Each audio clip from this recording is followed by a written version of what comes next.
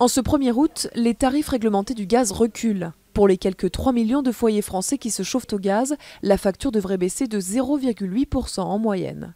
En revanche, les tarifs de l'électricité, eux, sont à la hausse. Révisés annuellement, ils augmentent d'1,7% aujourd'hui. Cette revalorisation va concerner 27 millions de foyers. Autre augmentation qui ne touche que les Parisiens cette fois-ci, le pass Navigo est majoré de 2,20 €. Il passe ainsi de 73 à 75,20 € par mois.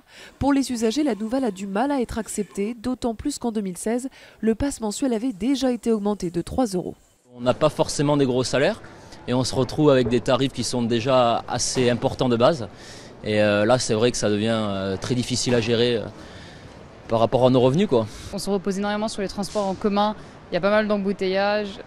Augmenter les prix me semble insensé et vraiment non raisonnable. Bientôt, on va avoir un Navigo à 80 €, avec régulièrement des pannes, avec des métros qui ne sont pas climatisés quand il fait 30 degrés l'été.